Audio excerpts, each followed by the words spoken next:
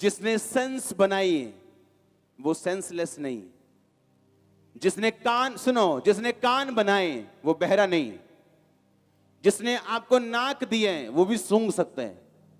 जिसने आपको आंखें दी हैं वो भी देख सकते हैं। सुनो, तो जिसने सेंस बनाई है वो सेंसलेस नहीं है कि आपको बोले कि अपने दुश्मन से प्यार करो।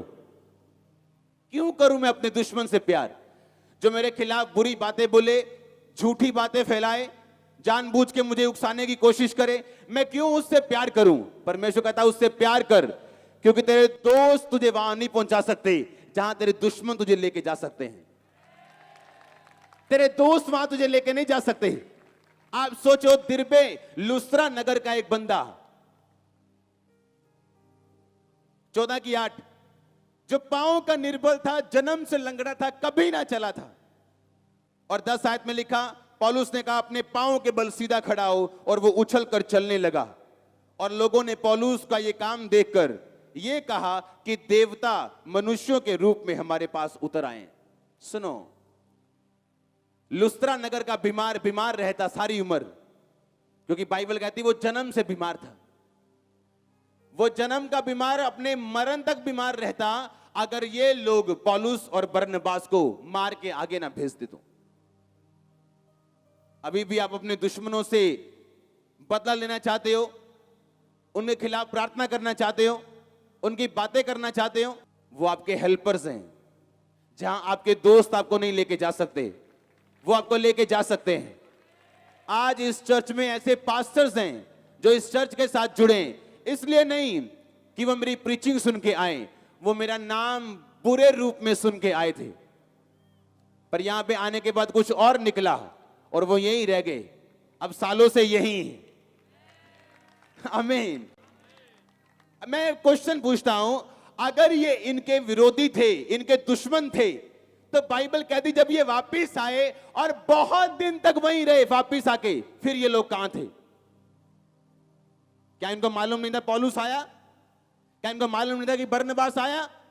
तो फिर ये लोगों ने विरोध क्यों नहीं किया? आप जब धोखा खा जाते हैं और प्रभु की प्लानिंग को अपनी स्पिरिचुअल आईज, अंदरूनी आंखों से पहचान नहीं पाते, तब आप धोखा खाते हैं। आपको ये दुश्मन लगते हैं, वो दुश्मन लगते हैं, पर वो आपके क्या हैं? हेल्पर्स हैं वो। अब इनको मालूम नहीं था क्या करने। प्रभु ने मसा किया, ये एक नगर में प्रचार करके वापस फिर वहीं आ गए। परमेश्वर कहता नहीं नहीं, ऐसे नहीं मानेंगे ये लोग। परमेश्वर ने विरोध का इस्तेमाल किया, धक्के मार के आगे किया। इकुनियम में गए, सुसमाचार सुनाया, आधे लोग बचे, आधे लोग विरोधी हो गए, धक्के मारे, आगे गए। एक बार पौलुस को मार दिया, उसको पत्थरवा कर दिया। चेले जब फिर पौलुस के पास खड़े हुए, पौलुस फिर खड़ा हुआ, लुस्त्रा में गए, दिरबा में गए, और लिखा सब जगह चेले बना के वापिस आए, उसी शहर में जहां से निकले थे। अब उसी शहर में बहुत दिनों तक रहे, फिर चेले बनाए और किसी ने विरोध नहीं किया। आप जब धोखा खाते हैं, शैतान आपको धोखा तब देते हैं जब आप समझ आपकी स्पिरिचुअल घास चरने चल जाती। एक लड़की थी, उसे लगता था उसके घर वाले उसे प्यार नहीं करते जितना उसके भाइयों को करते हैं या उसके दूसरों को करते हैं, उसे नहीं करते उसके मम्मी डैडी। अब चर्च आई, अच्छा प्रभु मुझसे प्यार करते हैं, लेकिन परमेश्वर भी आपको परखते हैं। आमीन। आप चर्च आए हो या प्रभु को अपना जीवन दिया, ये पहला स्टेप है, आखिरी नहीं। हां, आपको किसी ने गवाही दी, चर्च जाओ, परमेश्वर आपके काम करेगा, आपकी लाइफ में ये काम होगा। आप चर्च आए, ये पहला स्टेप है, उसके बाद आपकी परख बाकी है। आमीन। अब जब वो चर्च आई, उसने देख लिया परमेश्वर मुझसे प्यार करते हैं, पर जब परमेश्वर ने उसके परख की, और कई बार चर्च से भी आपको प्यार नहीं मिला क्योंकि परमेश्वर नहीं चाहता, एक लड़के के साथ भाग गई वो, जबकि उसकी कॉलिंग एक पास्टरल मिनिस्ट्री की थी। अब वो एक आम औरत है। आम औरत होना पाप नहीं, एक आम औरत को परमेश्वर पास्टर की तरह यूज कर सकते हैं, लेकिन अगर आपकी भुलाहट एक पास्टर की है तो वो प्रॉब्लम है। कितने समझ रहे हैं? अगर आपको नहीं पता, परमेश्वर आपकी फैमिली की रिजेक्शन को, आपके दोस्तों की नफरत को, आपके समाज के विरोध को आपको बनाने और आगे लेके जाने के लिए इस्तेमाल कर सकता है, तो फिर आप धोखे में, अगर आपको यह नहीं पता तो। मैं एक फिर क्वेश्चन पूछता हूं, अगर ये लोग इतने विरोधी थे कि इनको मारना चाहते थे, अगले वालों ने तो इतने पत्थर मारे कि स्तिफनुस की तरह उसको मरा समझकर पौलुस का सिर फट गया, उसका दिमाग बाहर आ गया होगा, मरा समझ के तब आप जाते हो जब आपको पता है कि बंदा डेड हो गया। इतने विरोधी थे तगड़े, तो जब ये वापस आके सालों महीनों उसी शहर में रहे, तब ये विरोधी कहां थे? समझ आ रही कि नहीं? तब ये विरोधी कहां गए? क्योंकि ये विरोधी परमेश्वर ने यूज किए थे। जहां आपके दोस्त आपको नहीं लेके जा सकते, वहां आपके दुश्मन आपको लेके जाएंगे। थैंक्स करो उनका। आज बाढ़ की तरह चर्च में लोग मौजूद हैं, बाढ़ की तरह। अगर आप चारों ओर निगाह मार के देखें, बाढ़ की तरह हर सेक्शन फुल है। क्यों? बहुत लोगों ने विरोध किया, हां, और परमेश्वर ने यूज किया। तो क्यों ना दुश्मनों के लिए प्रार्थना करेंगे आप? हां, आप क्यों उनका बुरा मांगेंगे जब वो आपके भले के लिए इस्तेमाल किए जा रहे हैं? जब स्पिरिचुअल आईज बंद हो जाती तो आदमी को गुस्सा आता है, फिर उसे खींच चढ़ती, फ्रस्ट्रेट होता है, वो प्रभु से कंप्लेंट करता है, लोगों से कंप्लेंट करता है कि कोई मेरा सगा नहीं, सब एवं ही है। हां, परमेश्वर आपको तैयार करने के लिए कुछ समय आपको अलग करता है लोगों से। अगर वो 7 भाइयों का प्यार पाता तो खुद भी मसा ना होता। अगर यूसुफ अपने भाइयों का प्यार पाता तो गड्ढे में बिकता ना, आगे पहुंचता ना, प्रधानमंत्री बनता ना, तो उनको बचाता ना। हालेलुया। आपकी स्पिरिचुअल आईज इतनी ओपन होनी चाहिए कि आपकी लाइफ में घट रही हर घटना आपको स्पिरिचुअल तरीके से समझ आनी चाहिए। ये बड़ी ब्लेसिंग होगी आपके लिए। मैं आपको दावा कर सकता हूं, हन्ना सारी उम्र बांझ रहती अगर उसकी सौत उसे ना चिढ़ाती। उसके पति की ओर से उसको कोई प्रॉब्लम नहीं थी। बाइबल कहती है उसका पति उससे दुगना प्यार करता था, दुगने गिफ्ट देता था, पर उसकी सौत उसको चिढ़ाती थी। और लिखा, सौत के चिढ़ाने से ही वो परमेश्वर के भवन में गई और मन्नत मांगी और दिल खोल के उसने वहां पे प्रार्थना की आंसुओं के साथ। अगर उसकी सौत उसे ना चिढ़ाती, वो ना जाती और ना बेबी पाती, क्योंकि वो अपने पति के प्यार से खुश रहती। कई बार लोगों के बैड वर्ड्स, उनके नफरत भरे वर्ड्स आपको परमेश्वर के करीब करने के लिए होते हैं, ना कि दूर करने के लिए। पर मैंने देखा है लोगों को, वो निराश होते हैं जब लोग उनका विरोध करते हैं कि मैंने क्या बुरा किया, मैंने कौन सा किसी का खराब किया है, फिर लोग मेरे साथ अच्छे क्यों नहीं, जैसा मैं लोगों के साथ अच्छा हूं, लोग मेरे साथ अच्छे क्यों नहीं। अगर आप चाहते लोग आपके साथ अच्छे हों जैसा आप अच्छे हैं, तो फिर एक नॉर्मल जीवन जियो। क्रिश्चियनिटी वाला जीवन फिर आपके लिए नहीं है। क्रिश्चियनिटी वाला जीवन वो है जो आप डिजर्व नहीं करते, जो आपके लिए लोगों के हिसाब से बना नहीं। वो आपके सिर पे नाचेगा और आप उसके सिर पे नाचेंगे और आपके पास होगा वो, ओह आमीन, आपका छोटा चर्च। आप बने नहीं हो राजा होने के लिए, पर आप राजा बनेंगे। आप बने नहीं हो बिग बिजनेसमैन होने के लिए, आप बनेंगे। लोगों को लगता है कि आपको कुछ नहीं पता, आप छोटे से हैं, लेकिन सबसे बड़ी चर्च आपके पास होगी। और ऐसा होता है आज भी चर्च, मैंने कहा ऐसा होता है आज भी। अगर आमीन ऊंचा ये ब्लेसिंग, ये ग्रेस आपकी लाइफ में एंटर करे, मैंने कहा ये ग्रेस आपकी लाइफ में एंटर करे, अगर आमीन ऊंचा। ये बातें मेरे दिमाग में होती थी कि मैं लोगों के बीच में, अपने कजन्स के बीच में, अपने परिवार के बीच में मेरी बनती क्यों नहीं।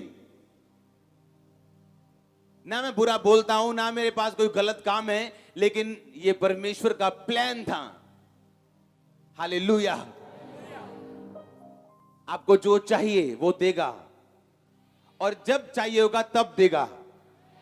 जो आपके पास आज नहीं, इसका मतलब आपको इसकी जरूरत नहीं। जब उसकी जरूरत हो जाएगी और परमेश्वर आपको देने के लिए तैयार भी हो जाएगा। ऐसी कोई चीज नहीं होगी जो आपके पास नहीं होगी जिसकी आपको जरूरत हो। आपकी हर एक जरूरत को स्वर्ग के भंडार से पूरा किया जाएगा। एंजल्स आपके सप्लायर होंगे यीशु मसीह के नाम में। बैड न्यूज आपके घर का हिस्सा नहीं होगी और आप गुड न्यूज के हकदार हैं। मैं मसा करता हूं आपकी बॉडी को, आपके सोल को, आपकी आत्मा को। आमीन। ऊंचा ब्लेसिंग, ऊंची चर्च। हालेलुया। जोर से बोलो हालेलुया। परमेश्वर ने विरोध को यूज किया तो नए चेलों को बड़ा चेला बनाने के लिए। जब मैं बाइबल पढ़ता हूं तो मुझे नाचने का दिल करता है। हाँ, कि मैं 13 में पढ़ रहा हूं कि वो अंताकिया से निकले, वापिस वहीं आ गए। परमेश्वर ने कहा नहीं, ऐसे नहीं मानेंगे। विरोध करवाया, आगे निकले, आगे से विरोध करवाया और आगे निकले, पत्थर मरवाए और आगे निकले और आगे निकले। करते करते करते करते आधा एरिया मसीह में था, सिर्फ 2 लोगों के द्वारा। सोचो, जो आधा आ गया था वो आगे क्या करेंगे? हाँ, वो क्या करेंगे आगे? और जब वापिस आते हैं कोई कुछ नहीं कहता। क्या आपको समझ नहीं आती परमेश्वर के प्लान की, उसकी योजना की? वो किसी भी फेलियर को, खराब चीज को, नेगेटिव चीज को आपकी लाइफ में इस्तेमाल कर सकता है आपको आगे बढ़ाने के लिए। किसी भी निराशा को, प्रार्थना ना का उत्तर ना आने को, फेलियर को, गरीबी को, किसी भी चीज को वो इस्तेमाल कर सकते हैं आपको आगे बढ़ाने के लिए। पर प्रॉब्लम एक है कि जब परमेश्वर की योजना में आप ठहरे या आए, उस टाइम आपका रिएक्शन क्या है और आपकी जिंदगी कैसी है। अगर परमेश्वर ने आपको परख के लिए चुना, आगे बढ़ाने के लिए चुना, जिस तरह वो सबको चुनता है, पर अगर आप पाप में चले गए तो फिर वो गरीबी आपको ऊंचा करने के लिए नहीं, आपको शर्मिंदा करने के लिए होगी। फिर वो परीक्षा आपको ऊंचा करने के लिए नहीं, आपको नीचा करने के लिए होगी। आप कैसे जान सकते हो कि आपकी जो परीक्षा हो रही है, क्या वो मुझे ऊपर करने के लिए या नीचे करने के लिए? एक ही बात से आप जान सकते हो। अगर आप पाप में हो तो नीचे होने के लिए हो, अगर आप पवित्रताई में चल रहे हो तो ऊंचा होने के लिए हो। अगर आप पवित्रताई में हो और पोतीफर की पत्नी से, इस तरह यूसुफ ने सोने से मना कर दिया, गलत काम करने से, अगर आप भी कंट्रोल में हो, पवित्र आत्मा के चलाए चल रहे हो, तो वो अपनी योजना को पूरा करेगा टाइम के ऊपर। लेकिन अगर आप बहक जाएं ये सोच के कि परमेश्वर माफ करने वाला परमेश्वर है, कोई बात नहीं, 1-2 बार गलत काम कर दिया तो क्या हो गया, वो माफ तो आपको कर देगा, पर आपकी वो प्लानिंग पूरी नहीं होगी जिसके लिए प्रभु ने आपको बुलाया। यीशु मसीह ने कहा तू सिद्ध बन जिस तरह तेरा स्वर्गीय पिता क्या है, सिद्ध है। वो बोलते हैं नहीं जी, इंसान परफेक्ट नहीं हो सकता। हम इंसान है ना, गलतियों के पुतले हैं ना, परफेक्ट नहीं हो सकते। बाइबल कहती है आप परफेक्ट हो सकते हो। यीशु मसीह ने कहा तुम सिद्ध बनो, तुम परफेक्ट बनो जिस तरह तुम्हारा स्वर्गीय पिता क्या है, सिद्ध है। जिस तरह तुम्हारा स्वर्गीय पिता परफेक्ट है, तुम भी इस पृथ्वी पर रह के परफेक्ट बन सकते हो। आमीन। एक भेड़ की खासियत है कि अगर वो गड्ढे में चली जाए मर जाएगी, लेकिन गड्ढे से बाहर आने का प्रयत्न छोड़ेगी नहीं। एक असली विश्वासी मन में कलपता है, वो खिंचता है, वो रोता है, वो जब वो गलती करते हैं, जब तक वो बाहर नहीं आ जाता। और एक बुरा विश्वासी जिसके पांव और मुंह नरक की ओर है, वो गलती करते हैं और उसको पछतावा नहीं होता, और उस गलती को वो जस्टिफाई करने की कोशिश करता है बाइबल में से।